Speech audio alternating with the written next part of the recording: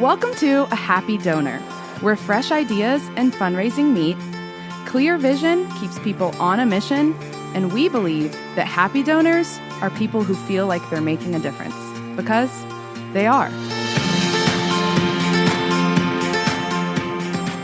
What's going on, all you happy people? This is our second episode. Bree, can you believe that? Number 2. I mean, it's happening. Yep. It's happening. Thank you to our wonderful co-partners, Hello Donor, and use of their facilities today. We are blessed with Toni Dixon. Yes, Toni in the house. Nonprofit today. And give a little bit of bio about you. 20 years, loving on people, knowing how to tell nonprofits some best practices and strategy. Yes. Please go in, share some of that. Tell us what that looks like.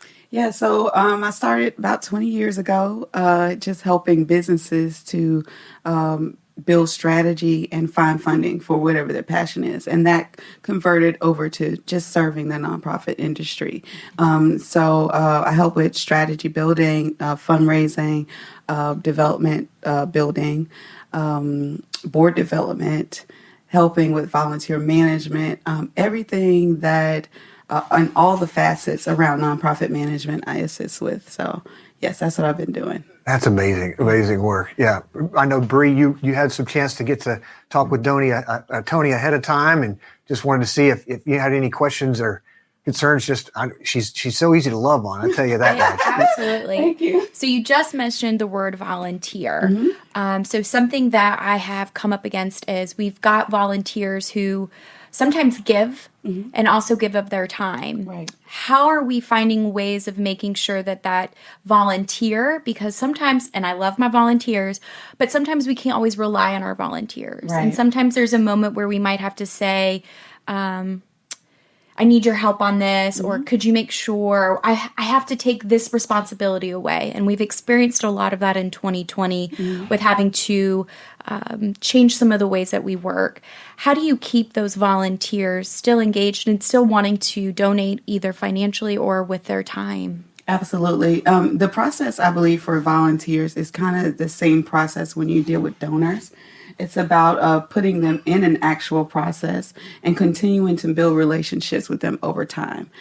So where you start with identifying a donor, you would also start by identifying a volunteer and kind of figuring out the next step, which would be qualifying them, trying to figure out what their skills are and how they can best fit into the mission. And from that point, you would go to cultivating them. Okay. And cultivation starts with that first volunteer opportunity. And when you cultivate them, you go into stewarding them and soliciting their assistance. So when you're in that process of going from cultivating to soliciting help or a donation for that matter, and stewarding, all of that process really keeps a donor engaged.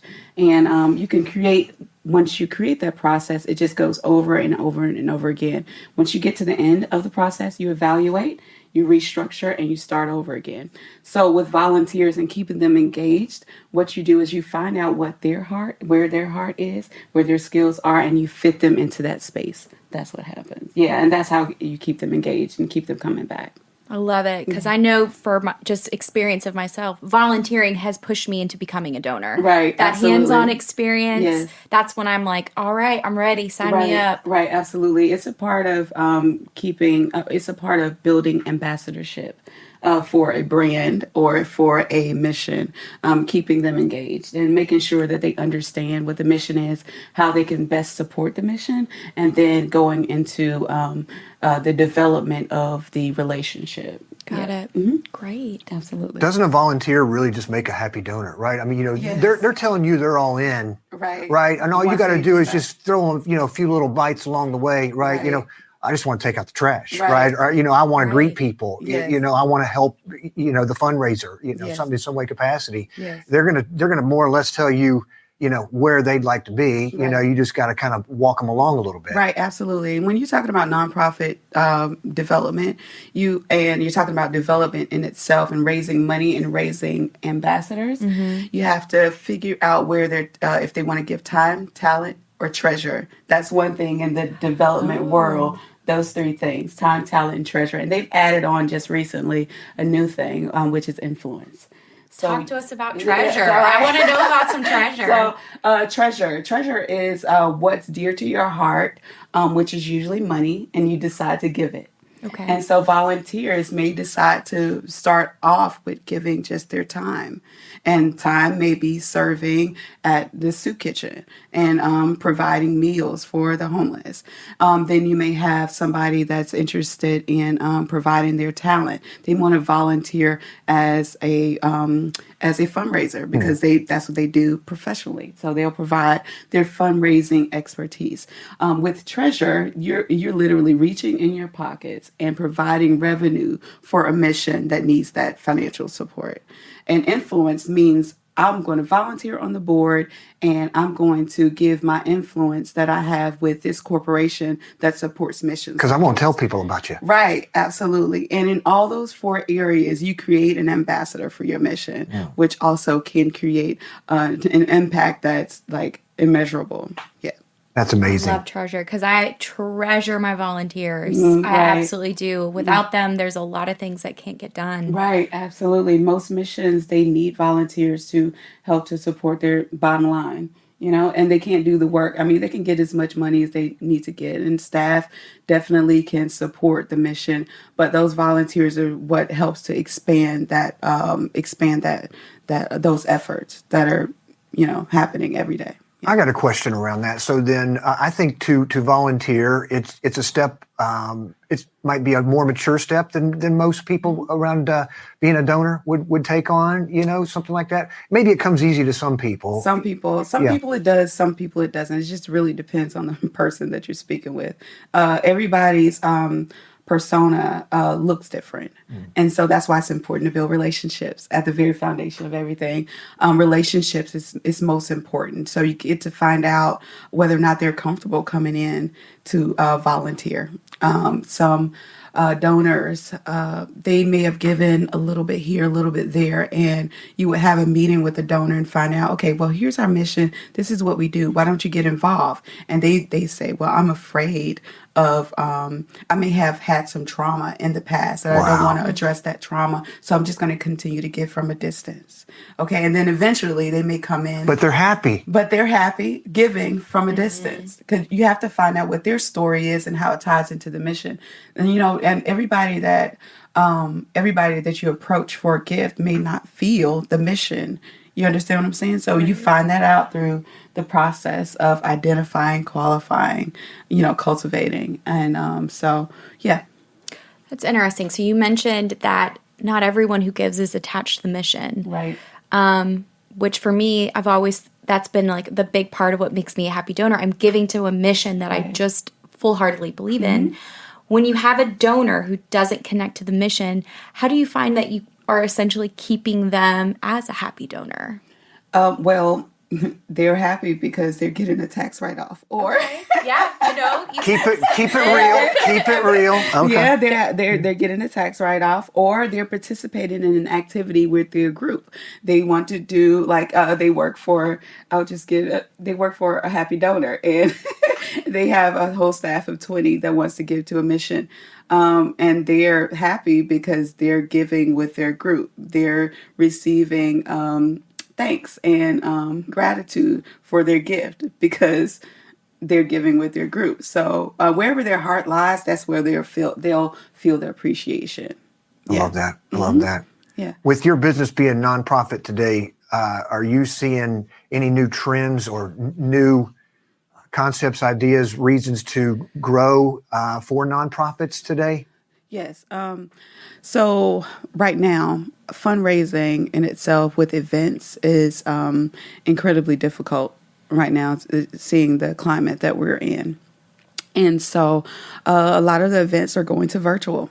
So people are looking for education around how do you present a virtual event and get the best impact that you possibly can. And so it's good to go and take some of these webinars that Center for Nonprofits,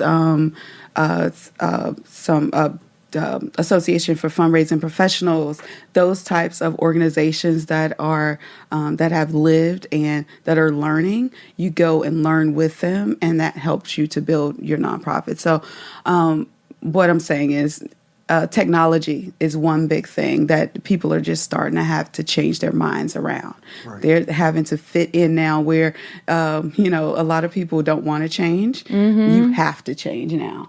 You have to change. You have to change how you thank your donors. You have to change how you raise money. You have to change how you build strategy, how you meet, how you serve. You have to change all of that. And technology is in the middle of all of that now. Yeah. Bree, y'all are crushing that in your field. That has been one of the biggest things for Qtego is when we had to move 100% to virtual because we love our in-person events. We love seeing our clients, our donors. Mm-hmm. For us, and what I found the most important was keeping that engagement. Mm-hmm. Whether that person is giving during that event or has given before, being able to say their name and making them feel, even though they're sitting at home, hearing their name, seeing what they're doing.